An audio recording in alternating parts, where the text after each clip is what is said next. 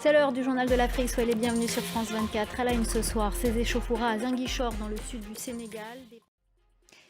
Ces heures au Sénégal, elles ont opposé les forces de l'ordre à des partisans d'Ousmane Sonko à Ziguinchor dans le sud du pays. Des tensions alors que l'opposant doit comparaître. Eliman, quelle est la situation ? Écoutez, la situation est très tendue. Merci beaucoup Eliman Dao. Nous suivrons bien évidemment cette journée de demain avec vous et nos équipes à Dakar.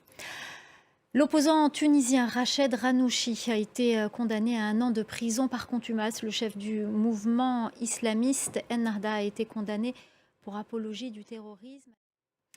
Une messe s'est tenue à Goma, dans l'est de la République démocratique du Congo, en hommage des victimes des coulées de boue et glissements de terrain. Ulrich Crépin Namfembona, coordinateur MSF de l'équipe d'urgence qui est arrivé sur place à Calais, est avec nous ce soir. Bonsoir, merci beaucoup d'être en direct de Bukavu avec nous pour parler de la situation humanitaire. Quelle est justement cette situation, celle des rescapés sur place ? Bonsoir, merci de m'avoir accordé cette opportunité sur votre antenne pour pouvoir parler de la situation humanitaire de façon globale aujourd'hui dans le territoire de Calais. Merci beaucoup Ulrich Crépin Namfembona, coordinateur MSF de l'équipe d'urgence qui est arrivé sur place à Calais. Merci infiniment pour toutes ces informations.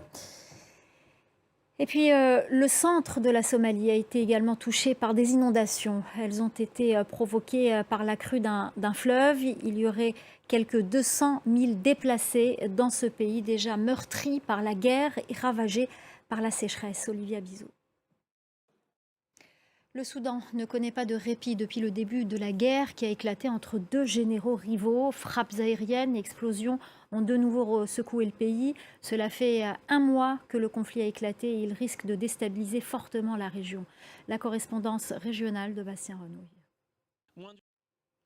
Le lieutenant-général Lawrence Mbata, commandant des forces terrestres de l'armée sud-africaine, est en visite officielle à Moscou selon le ministère russe de la Défense pour accroître la préparation au combat des forces armées des deux pays.